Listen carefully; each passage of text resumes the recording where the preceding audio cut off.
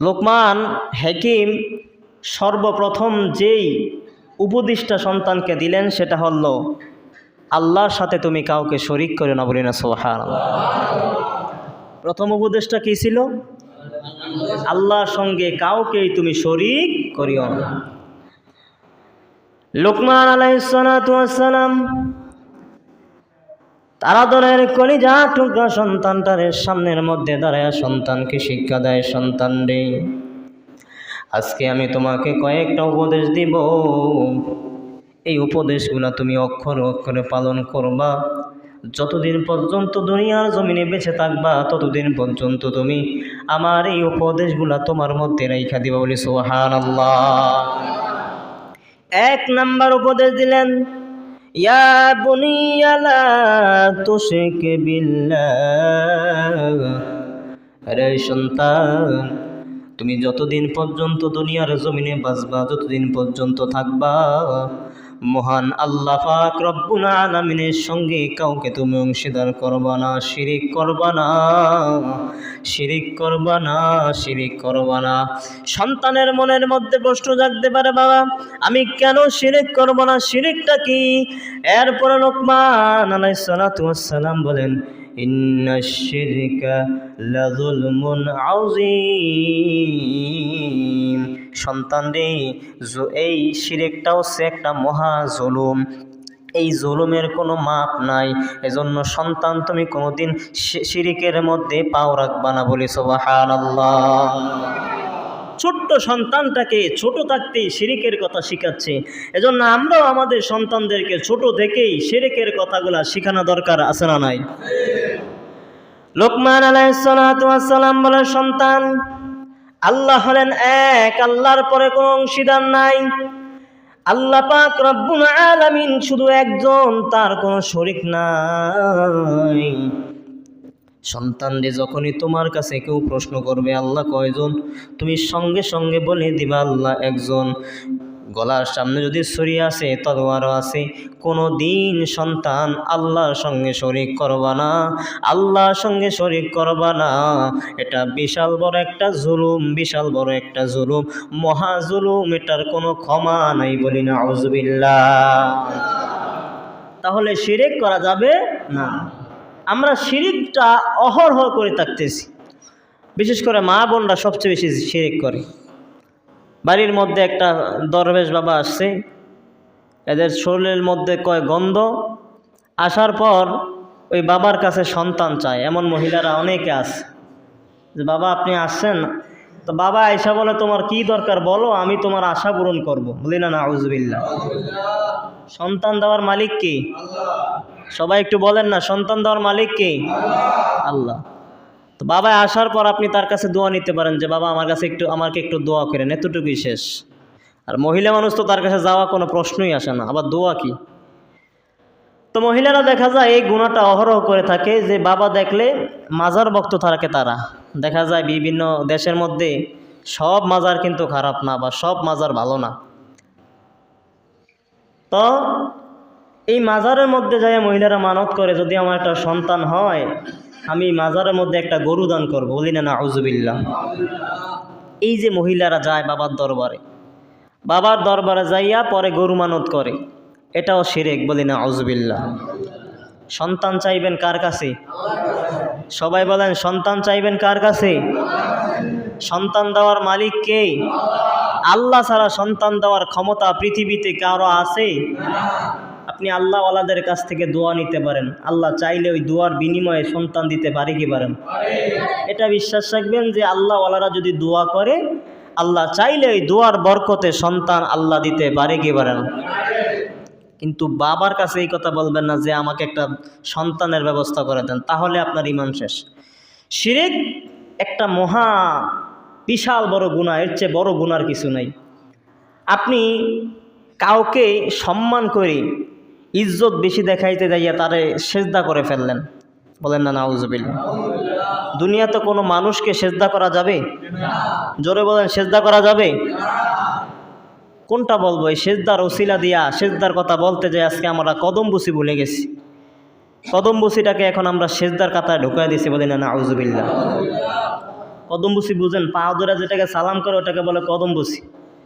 এটা করা জায়েজ আছে, কিন্তু পায়ের মধ্যে সেজদা দেওয়া জায়েজ নাই। তো লোকমান হাকিম তার সন্তানকে বলতেছেন, সন্তান তুমি যতদিন পর্যন্ত বাঁচবা আল্লাহর সঙ্গে কাউকেই শরীক করবা না। বলি সুবহানাল্লাহ। ছোট মানুষ গুনাহ করতে পারে কি পারে না? ভুল করতে পারে, তাদের তো আর গুনাহ নাই। নাবালেগ যারা, তাদের তো আর কোনো গুনাহ নাই। ছোট মানুষ, এজন্য ছোট থেকেই সন্তানকে শিখাইতেছে, সন্তান তুমি শিরিক করবা না। কারণ দেশের মধ্যে আমাদের ছোট ছোট সন্তান আছে, এরা অনেক সময় উৎসাহিত হইয়া আবেগে দেখা যায় হিন্দুদের পূজার মধ্যে যায় কি যায় না? এটা কি জায়েজ না নাজায়েজ? সম্পূর্ণ হারাম। যে মন্দিরের মধ্যে 24 ঘন্টা শিরিক হচ্ছে, ওই মন্দিরের মধ্যে মুসলমানের সন্তান যেতে পারে। আর আজকে আমরা সেই মুসলমানরা সেই মন্দির পাহারা দেই, সেই মন্দির উদ্বোধন করি। আল্লাহ বুঝার তৌফিক দান করবো না আমিন। ভাইয়ারা আমার, যদি আপনি কোনো শিরিক করেন, আল্লাহর সঙ্গে যদি কাউকে অংশীদার বানান, আল্লাহ পাক রব্বুল আলামিন তার সঙ্গে অংশীদার করার জন্য নিষেধ করেছেন। সূরা ইখলাসের মধ্যে আল্লাহ বলেন, কুলহু আল্লাহু আহাদ আল্লাহুস সামাদ লাম ইয়ালিদ ওয়া লাম ইউলাদ ওয়া লাম ইয়াকুল লাহু কুফুয়ান আহাদ। বলি সুবহানাল্লাহ। এই সূরা তাফসীরের মধ্যে আল্লাহ বলে দিয়েছেন, আমি আল্লাহ এক, আমার কোনো শরীক নাই, আমি কাউকে জন্ম দেই নাই, কেউ আমাকে জন্ম দেয় নাই। তাহলে আল্লাহ এক, আল্লাহ কয়জন? আল্লাহর কোনো শরীক আসেনি। এই কথা বিশ্বাস করে যদি মরতে পারেন, আল্লাহর হাবিব বলেন আপনি জান্নাতের মেহমান হয়ে যাবেন। আর যদি এই কথার বাহিরে গিয়ে আপনি যদি ঈমান হারা হয়ে যান, আজকে আমাদের দেশের মধ্যে কত মানুষ আছে আল্লাহ ছাড়া মাটির পূজা করে কি করে না? আল্লাহ ছাড়া দেবীর পূজা করে কি করে না? আল্লাহকে বাদ দিয়া তারা সূর্যের পূজা করে, আল্লাহকে বাদ দিয়ে তারা চন্দ্রের পূজা করে, আল্লাহকে বাদ দিয়ে তারা গাছের পূজা করে, আল্লাহকে বাদ দিয়ে তারা আগুনের পূজা করে। এমন আছে না নাই? এজন্য আল্লাহ বলেন, জ্ঞান দিয়েছি, বুদ্ধি দিয়েছি, খাটায়া তুমি নিজের সময়টাকে কাজে লাগাও। এই দুনিয়ার জমিনে দুই জাত মানুষ আছে। আমরা একদল যারা মুসলমান হয়েছি, আমরা তো আলহামদুলিল্লাহ আল্লাহকে চিনে ফেলছি, কিন্তু যারা মুসলমান হতে পারে নাই, তারা এখনো পর্যন্ত আল্লাহকে চিনতে পারে নাই। ঠিক কিনা বলে? হেদায়েতের মালিক কি? যদি শেষ মুহূর্ত তার কপালে আল্লাহ হেদায়েত দিয়ে থাকেন, তাহলেও সে জান্নাতে যাবে। সুবহানাল্লাহ। প্রিয় হাজিরিন, এই শিরক করতে করতে কখনোই আমাদের দেশের মধ্যে কিছু মুসলমান কবিরাজ আছে না নাই? এরা সরাসরি কুফরি করে। কি করে জানেন? মানুষের জীবন নিয়ে ছিনিবিনি করে। তো এরা সরাসরি আল্লাহর সঙ্গে শিরক করতেছে। এরা দেখবেন তাবিজ কইরা মানুষকে মাইরা ফেলায়। এমন আছে না নাই? এরা আপনার কালো জাদু করে করে মানুষকে শেষ করে ফেলে। এই কালো জাদুর সবচেয়ে বড় রোগে আমি নিজেও ছিলাম। আল্লাহ তাআলা আমাকে মাফ করছেন বলে আলহামদুলিল্লাহ। এটা যে কত ভয়ঙ্কর রোগ, যাকে একবার ধরছে তার লাইফ শেষ করে দিছে। আল্লাহ সবাইকে কালো জাদু থেকে হেফাজত করে, বলো না আমিন। আল্লাহর হাবিব সাল্লাল্লাহু আলাইহি ওয়াসাল্লাম বলেন, আন আব্দুল্লাহ ইবনে মাসউদ রাদিয়াল্লাহু তাআলা আনহু ক্বালা রাসূলুল্লাহ সাল্লাল্লাহু আলাইহি ওয়াসাল্লাম মান মাতা ইউশরিক বিল্লাহি শাইআন দাখালান নার।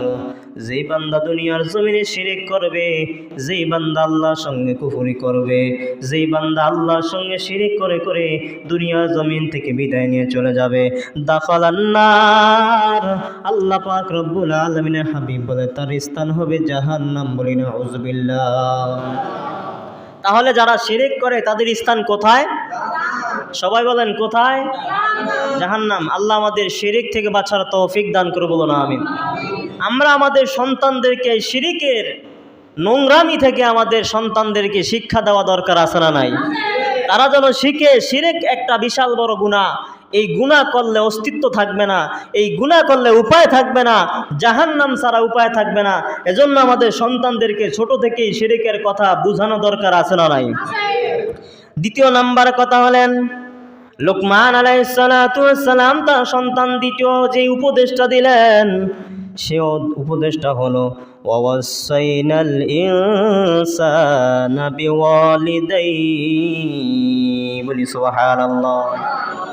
সন্তান রে, যতদিন পর্যন্ত বাঁচবা, যতদিন পর্যন্ত দুনিয়াতে থাকবা, কোনোদিন পিতা মাতার সঙ্গে খারাপ আচরণ করিও না বলি সুবহানাল্লাহ।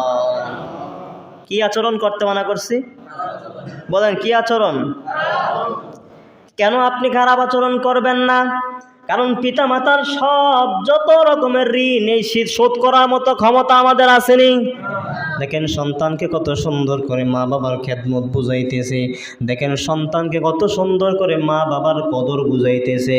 আজকে আমাদের সমাজের দিকে তাকাইলে দেখা যায় এমনও সন্তান আছে মা বাবাকে 1 বছরও হয়ে গেছে মা বাবা বলে ডাক দেয় না, এমন আছে না নাই? এই মা বাবার মনের মধ্যে কত কষ্ট একবার চিন্তা করেন, যে সন্তানের জন্য কি না করেছি। মা বলে এই সন্তানকে 10 মাস 10 দিন গর্ভে ধারণ করেছি, কোনো দিন এই সন্তানের চেহারার দিকে তাকানোর জন্য শুধু এত কষ্ট পেয়েছি, কোনো দিন কষ্টকে কষ্ট মনে করি নাই। আর আজকে আমার সন্তান আমাকে মা বলে ডাক দেয় না, এমন সন্তান আছে না নাই? এই সন্তানটাকে ছোট থেকে মা বাবার কদর শিখাতে হবে। ছোট থেকে যখন সন্তানকে মা বাবার কদর শিখাবেন, তখন যে বড় হয়ে যাওয়ার পরে যত কিছু হয়ে যাক না কেন মা বাবাকে কখনো ছাড়তে পারবে না, ঠিক কিনা বলেন? এজন্য লোকমান হাকিম ছোট থাকতেই সন্তানকে তালিম দিচ্ছে। আমরা তো আমাদের সন্তানদেরকে তালিম দেই না, আমরা তো আমাদের সন্তানদেরকে মানুষ করার জন্য দায়িত্ব নেই না। আজকে আমাদের জীবনটাকে শেষ করে দিয়েছে মোবাইল। মা সন্তান একত্রিত ভরে এক ঘরে বসে বসে মোবাইল চায়, আছে না নাই? সন্তান ঘুমায় আছে, মা কান্না করতে, সন্তান কান্না করতেছে, মা মোবাইল টিপতেছে, মা মোবাইল চাইতেছে, মা মোবাইলের দিকে তাকায় আছে। ওই দিক থেকে সন্তান ক্ষুধার্ত অবস্থায় কান্না করতে করতে ঘুমায় গেছে। বলেন তো, যে সন্তানটা ছোট থেকে মায়ের কাছ থেকে এমন খারাপ আচরণ পাইতেছে, এই সন্তান থেকে কোনোদিন ভালো আশা করা যায় কি যায় না? কোনোদিন ভালো আশা করা যাবে না। যেই মা নিজের সন্তান কান্না করতে করতে, ছোট বেগুনা মাসুম বাচ্চা কান্না করতে করতে খানার জন্য ঘুমিয়ে গেছে, আপনি মা হয়ে তার খবর নিতে পারলেন না, ঘুমিয়ে গেছে, ঘুম শেষে আবার উঠছে, এখনো পর্যন্ত আপনার হাত থেকে মোবাইলটা নামলো না, তো আপনি কি জবাব দিবেন? আপনার এই সন্তান বড় হয়ে আপনাকে খানা দিবে না, এটাই স্বাভাবিক, ঠিক কিনা বলেন? এজন্য সন্তানকে আগে আদব শিখাতে হবে, সন্তানের প্রতি আগে আপনার ভালো আচরণ করতে হবে। আপনি যদি ভালো আচরণ করেন তাহলে সন্তান আপনাকেও আপনার সঙ্গে ভালো আচরণ করবে, ঠিক কিনা বলেন? আজকে তাকায় দেখেন কত ঘরের মধ্যে সন্তানরা কান্না করতে করতে ঘুমায় যায়, মার কোনো খবর থাকে না। সারা রাত্র বড় মোবাইল টিপে 11টা 12টা 1টা পর্যন্ত মোবাইল টিপে, যখন তার ঘুমায় আসা যায় বাচ্চাটা ঘুম থেকে উঠা যায়, বাচ্চা রাত্র ভরে কান্না করে, খানা দেয় না। এরপরে দেখা যায় সন্তান কান্না করতে করতে ঘুমায় যায়। এই যে নিষ্পাপ বা মাসুম বাচ্চাটাকে আপনি কষ্ট দিয়েছেন, এর জন্য আপনার আল্লাহর কাছে জবাব দেওয়া লাগবে কি লাগবে না? এজন্য লোকমান হাকিম সন্তানকে ছোট থাকতেই শিখাইলেন, বাবা তুমি তোমার মা বাবার সঙ্গে খারাপ আচরণ করিও না। একজন মা বাবা একটা সন্তানের জন্য কত কষ্ট করে, 10 মাস 10 দিন কত কষ্ট করেছেন, 10 মাস 10 দিন একটা মা তোমার জন্য কত কষ্ট করেছেন। তোমার মা তোমার জন্য কত রাত্র না খেয়ে ঘুমাইছে, তোমার মা কত রাত্র তোমার জন্য না ঘুমিয়েছে। আরে সন্তান, তুমি যদি তোমার মা বাবার সঙ্গে খারাপ আচরণ করো তাইলে আল্লাহর জান্নাত তোমার জন্য হারাম হয়ে যাবে বলি সুবহানাল্লাহ। কথা কি সত্য না মিথ্যা? সাহাবীরা প্রশ্ন করলেন, ইয়া রাসূলুল্লাহ, ইয়া হাবিবাল্লাহ, মা বাবা আমার জন্য কি? আল্লাহর হাবিব বলেন, হুমা জান্নাতুকা ওয়া নারুকা, তোমার মা বাবাই হলো তোমার জান্নাত, আবার তোমার মা বাবাই হলো তোমার জাহান্নাম। সন্তান রে, তোমার মা বাবার সঙ্গে যদি ভালো আচরণ করতে পারো তাইলে তুমি আল্লাহ জান্নাত পেয়ে যাইবা। আর যদি মা বাবার সঙ্গে খারাপ আচরণ করতে পারো, যদি খারাপ আচরণ করো তাইলে তুমি জাহান্নামের আসামি হয়ে যাইবা বলি নাউযুবিল্লাহ। তাহলে আমাদের সন্তানদেরকে ছোট থাকতে মা বাবার কদর, মা বাবার সম্মান বোঝানো দরকার, আছে না নাই? জোরে বলেন, আছে না নাই? মা বাবার সন্তুষ্ট হলো আল্লাহ সন্তুষ্টই, মা বাবার অসন্তুষ্ট হলো আল্লাহর অসন্তুষ্ট। আল্লাহর হাবিব বলেন, মা বাবা যেই সন্তানের উপর খুশি ওই সন্তানের উপর আল্লাহ খুশি বলে সুবহানাল্লাহ। যেই সন্তানের উপর মা বাবা অসন্তুষ্ট, আল্লাহর হাবিব বলে ওই সন্তানের উপর আল্লাহ অসন্তুষ্ট। আল্লাহর হাবিব সাল্লাল্লাহু আলাইহি ওয়াসাল্লাম কি বলে শুনেন, আন আবি হুরায়রা রাদিয়াল্লাহু তাআলা আনহু قال رسول الله صلى الله عليه وسلم رضا الله في رضا الوالدين وسخط الله في سخط الوالدين। আল্লাহর হাবিব বলেন, কোন মা বাবা যদি সন্তুষ্ট হয়ে থাকে সন্তানের উপর, আমার আল্লাহ তার উপর সন্তুষ্ট, বলি সুবহানাল্লাহ। আর কোন মা বাবা যদি সন্তানের উপর রাগ হয়ে থাকে, আমার আল্লাহ তাআলা তার উপর রাগান্বিত হয়ে যায়, বলি নাউযুবিল্লাহ।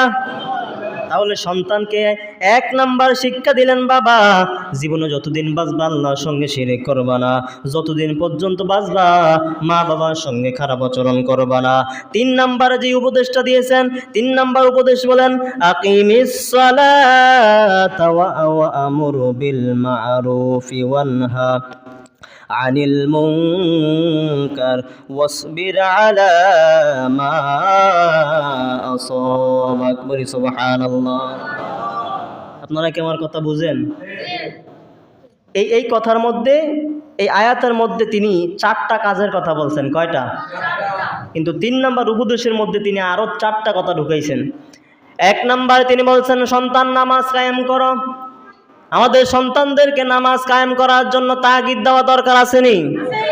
আজকে দেখা যায় এমন একটা অবস্থা হয়ে যায়, আমরা মুরব্বীরা মসজিদে আসি, ছোট ছোট বেগুনা মাসুম বাচ্চারা যখন মসজিদে আসে তাদেরকে আমরা ধমক দিয়ে দিই। এই সন্তান ধমক খাওয়ার পর আর মসজিদে আসে না, ভয় পায়। এই বলেন তো, এই সন্তান যে মসজিদ থেকে বের হইল, এই সন্তান আর কোনোদিন মসজিদে আসবেনি? আসবে? এজন্য সন্তান যারা ছোট ছোট বাচ্চারা যখন মসজিদে আসবে, যদিও দুষ্টামি করে, তাদেরকে একটু বুঝায় রাখেন। কারণ আপনারা একদিন এই মসজিদে থাকবেন না, এই মসজিদের খোরাক আগ থেকেই তৈরি করে রাখা দরকার আসেনি? আপনারা চলে যাবেন, আপনাদের আগে যারা ছিল তারা কি এখন আছে? আপনারা আছেন, আপনারা কি একদিন থাকবেন? আপনাদের পরবর্তীতে এই ছোট ছোট বাচ্চারা এই মসজিদের বড় বড় মুসল্লি হবে, এই মসজিদের সভাপতি হবে, এই মসজিদের দায়িত্ব নেবে, এরাই এই মসজিদটাকে এক সময় পরিচালনা করবে, ঠিক কিনা বলেন? তা আপনি যদি তারে ধমক দিয়ে বের করে দেন, সে তো আর মসজিদে আসবে না। এজন্য লোকমান হাকিম তার সন্তানকে বলেন, বাবা নামাজ কায়েম করো, নামাজ কায়েম করো, নামাজ কায়েম করো। জোরে বলেন না সুবহানাল্লাহ। 2 নম্বরে সন্তানকে বলেন, বাবা 1 নাম্বার হলো নামাজ কায়েম করো, 2 নাম্বার সৎ কাজে আদেশ করো, অসৎ কাজে নিষেধ করো, এবং বাবারই সব সময় বিপদে আপদে আল্লাহর উপর ধৈর্য রাখো, বলি সুবহানাল্লাহ। কার উপর ধৈর্য রাখতে বলছেন? জোর বলেন, কার উপর? আল্লাহর উপর ধৈর্য রাখতে হবে, নামাজ কায়েম করতে হবে। আজকে বড় দুঃখের বিষয় হয়ে যায়, বাবাও নামাজ পড়ে না, মাও নামাজ পড়ে না, সন্তানও নামাজ পড়ে না, এমন আছে না নাই? জোরে বলেন, আছে না নাই? যেই ঘরের মধ্যে মা বাবা নামাজ পড়ে না, যেই ঘরের মধ্যে মুরব্বী নামাজ পড়ে না, ওই ঘরের সন্তানরা নামাজি হবে এটা আশা করা যায় না। আল্লাহর হাবিব সাল্লাল্লাহু আলাইহি ওয়াসাল্লাম বলেন, সন্তান যখন 7 বছরের মধ্যে পৌঁছে যাবে, তোমরা তখন সন্তানদেরকে নামাজের জন্য তাগিদ দাও, তাদেরকে নামাজের ফজিলত নিয়ে আলোচনা করো, তাদেরকে নামাজের আনন্দ নিয়ে আলোচনা করো।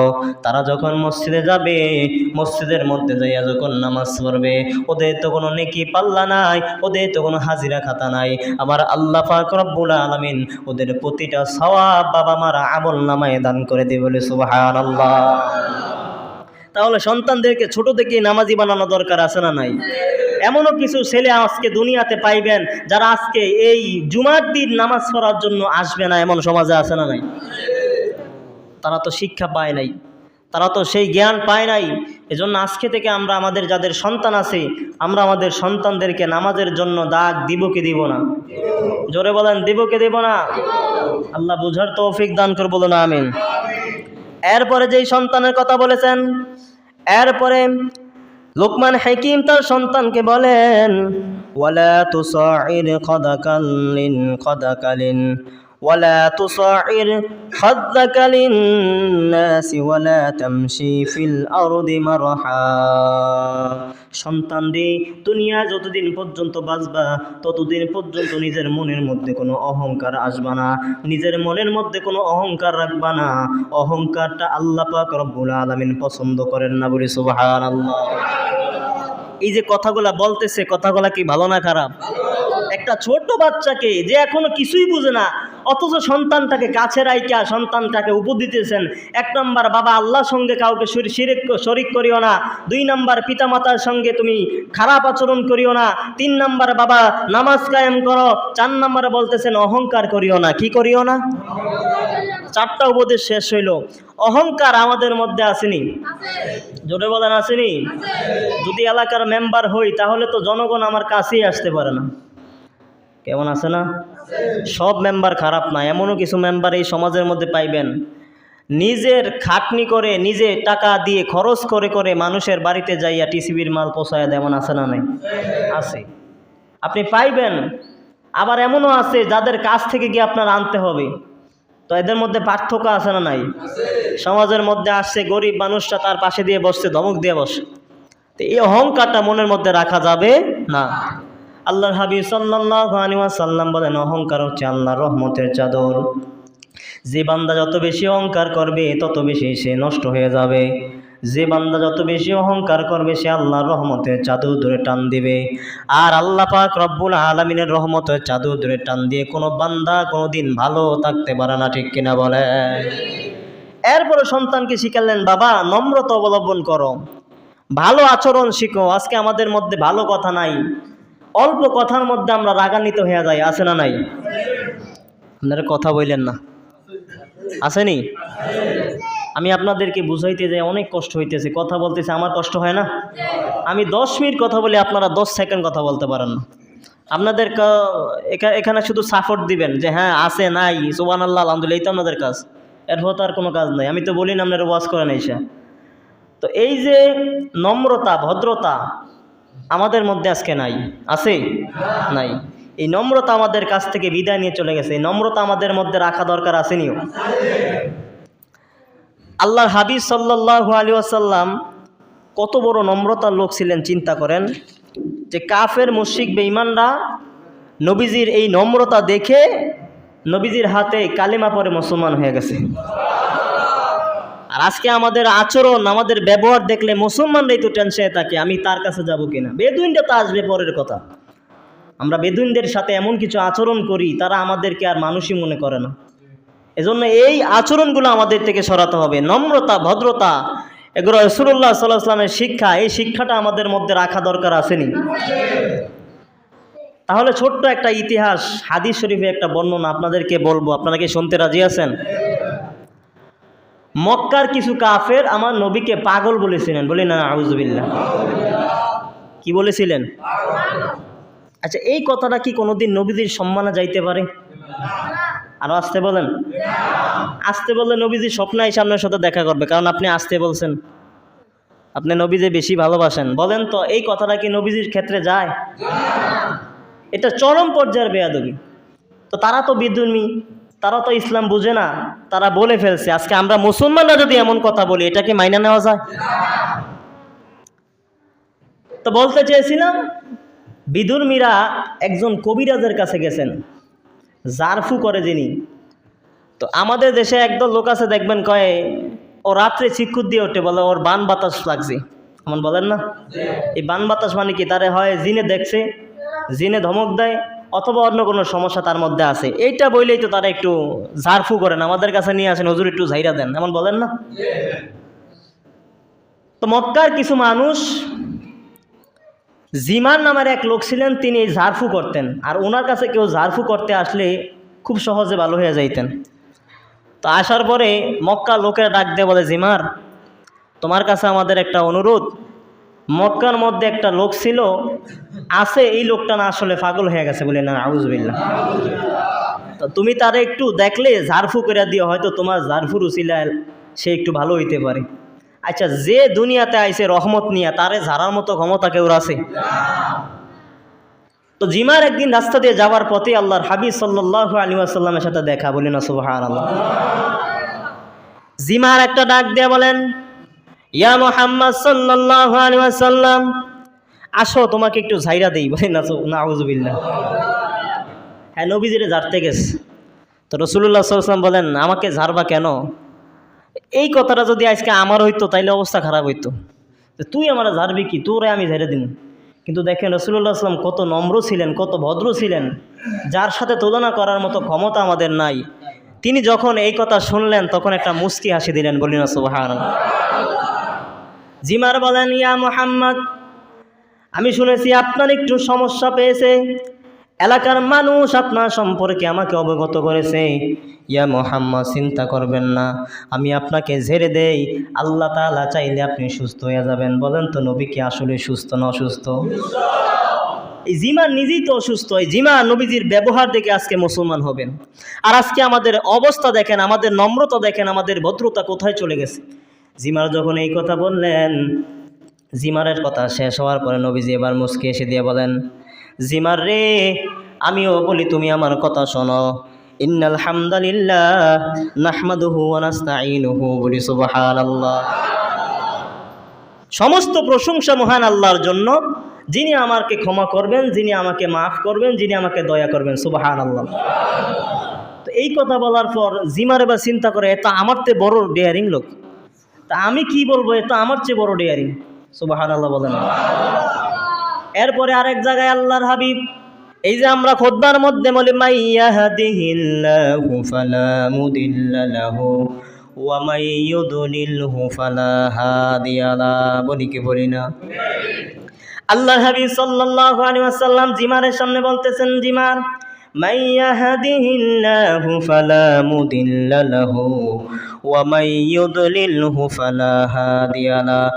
জিমার রে, আল্লাহ যার কপালে হেদায়েত রেখেছে সেই একমাত্র হেদায়েত প্রাপ্ত হবে, আর যার কপালে আল্লাহ হেদায়েত রাখে না, যত কিছু বলি তার কপালে হেদায়েত আসবে না। জিমার বলেন, ইয়া রাসূলুল্লাহ, ইয়া হাবিবাল্লাহ, আপনাকে আমার জানার কোনো দরকার নাই, আপনার আচরণ, আপনার ব্যবহার, আপনার নম্রতা আমাকে পাগল করে ফেলছে। ইয়া রাসূলুল্লাহ, আপনি আমাকে কালেমা পড়ে দেন, আমি আপনার হাতে কালেমা পড়ে মুসলমান হয়ে যাব। আর আমার আপনার ব্যবহার উনলে কি বলবো, পাগলও সুস্থ হয়ে যায়, এমন ব্যবহার আমাদের। আল্লাহ বুঝার তৌফিক দান করে, বলেন আমিন। বিনয়ী হতে হবে। একজন একটা কথা বললে সন্তানকে শিক্ষা দেয়, বাবা বিনয়ী হও। কেউ যদি তোমাকে একটা কথা বলে তুমি ধৈর্য ধরো, সেখান থেকে চুপ থাকো। তোমাকে কেউ যদি একটা বলে তুমি 10টা বলিও না, এটা হলো সন্তানকে বাবার শিক্ষা, বলি না সুবহানাল্লাহ। আজকে আমরা আমাদের সন্তানকে শিখিয়ে দেই, কে তোকে মারছে, যা। সে যদি তোর গায়ে লাঠি মারে একটা, তুই মারবি 5টা, এমন সন্তানকে শিখিয়ে দেয়, আছে না নাই? এই সন্তান ভবিষ্যতে বড় হইয়া আপনার উপরে সেই আমল চালাইবে।